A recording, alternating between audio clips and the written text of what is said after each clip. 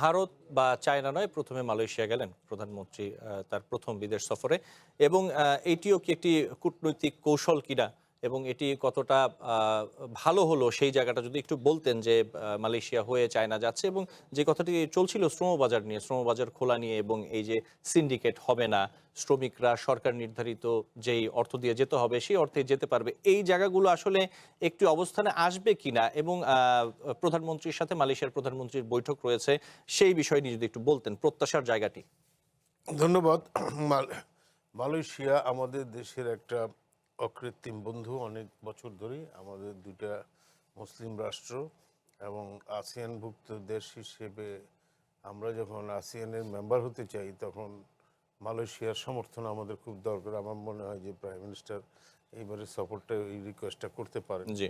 এবং একই সঙ্গে আমাদের রোহিঙ্গা সমস্যাটা যে একটা তীব্র আকার, সেই বিষয়ে হয়তো আলোচনা হবে কথা রয়েছে, আলোচনা এবং হবে। জি।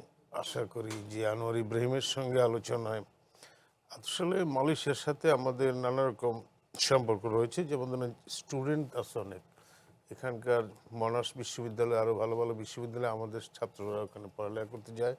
তবে ওখান থেকেও সবচেয়ে ইন্টারেস্টিং বিষয় হলো যে বাংলাদেশে কোনো বিদেশি বিশ্ববিদ্যালয়ের ক্যাম্পাস আছে, সেটা হলো মালয়েশিয়ার।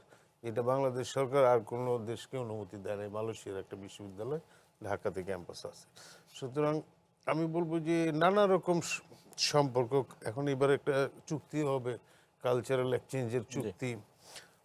তো মালয়েশিয়াটাকে নেওয়ার পেছনে এটা একটা, আপনি যেটা বললেন যে ইন্ডিয়া নাকি চায়না, চায়না, এটি নিয়ে একটি আলোচনা চলছিল যে এটা একটা জি। রাইভাল হিসেবে তারা ওই চাচ্ছিল যে একটা, যদি যদি ইন্ডিয়া উনি প্রথম যেতেন কথার কথা, তাইলে হয়তো ইন্ডিয়া একটা বার্তা পাইতো যে সম্পর্কটা হয়তো একটা অন্যভাবে যাবে। এখন চাইনিজরাও চাইছে উনি যান।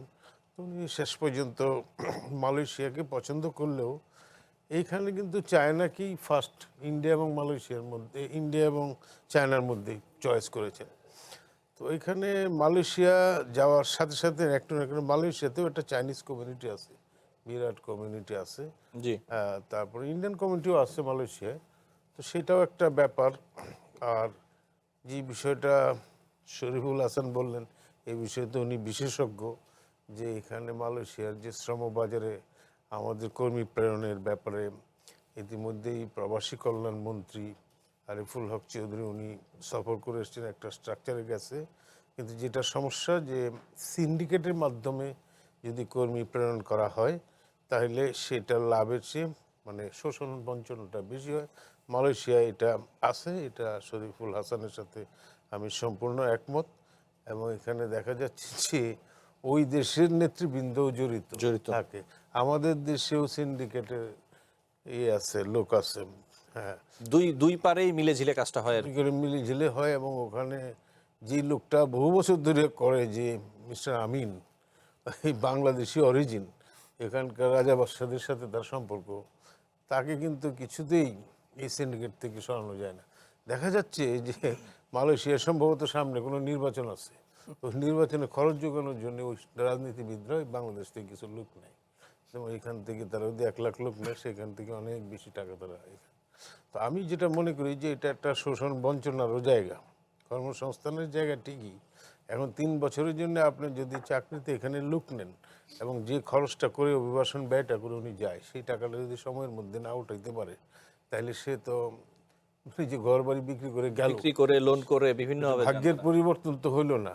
তারপরে দেখা যাচ্ছে সে হতাশ হয়ে ওই দেশে থেকে যায়, তখন বলে এরা অবৈধ হয়ে গেছে। আমি মনে করি ফ্রেশ রিক্রুটমেন্টের চেয়ে গুরুত্বপূর্ণ হবে যদি এখানে অবৈধ যারা আছেন, অবৈধ বলা যায় না, কাগজপত্র ছাড়া অনিয়মিত আর কি, হয়ে যাদের গেছে, কাগজপত্র নেই বা অনিয়মিত হয়ে গেছেন, হয়তো ভিসার নিয়ম। বৈধভাবেই তারা গেছেন কিন্তু টাইম শেষ, টাকা ঠিকমতো উঠাইতে পারেন নাই। তো তাদেরকে যদি নিয়মিত করা যায়, সেটা মনে হয় একটা কাজের কাজ হবে।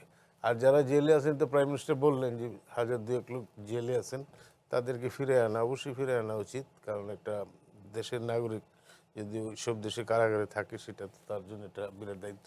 কিন্তু একটা কথা আমি বলবো যে ওই দেশে শুধু বাংলাদেশের শ্রমিক যায় না, মালয়েশিয়ার দেখুন ওখানে স্টুডেন্ট রয়েছে, স্টুডেন্ট না, কিন্তু শ্রমিক ব্যবসা। ছাড়াও ব্যবসা বাণিজ্য করে, এইটা হলো জি। ইন্টারেস্টিং। জি। জি। এটা অনেকেই বলে না। ওখানে গিয়ে দোকানদারি থেকে শুরু করে হেন ব্যবসা নাই যারা বাঙালিরা করে না। তো ওইটা কিন্তু একেবারে শ্রমিকের মধ্যে পড়ে না। আর মালয়েশিয়া যতগুলি দেশ থেকে শরীফ ভালো জানেন যে লুক নেয়, এইভাবে শোষণ বঞ্চনা আর কোনো দেশের সাথে করতে পারে না।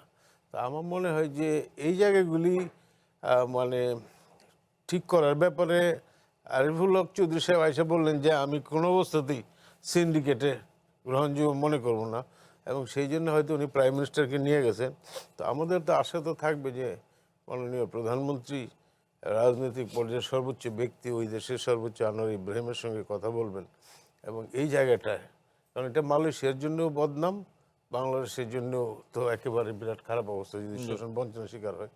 এবং এটা আমেরিকান যে হ্যাঁ প্রতি বছর রিপোর্টের মধ্যে এটা যে তারা যে রিপোর্টটা তৈরি করে, মানে অভিবাসন তো বলবো না, এটা বললো মানব পাচার, সেই রিপোর্টে কিন্তু এটা আসে, এবং এটা কিন্তু মানুষের জন্য ভালো কিছু না। তাদেরকে স্যাংশনের মধ্যে পড়তে হইতে পারে, আমাদেরও পড়তে হইতে পারে।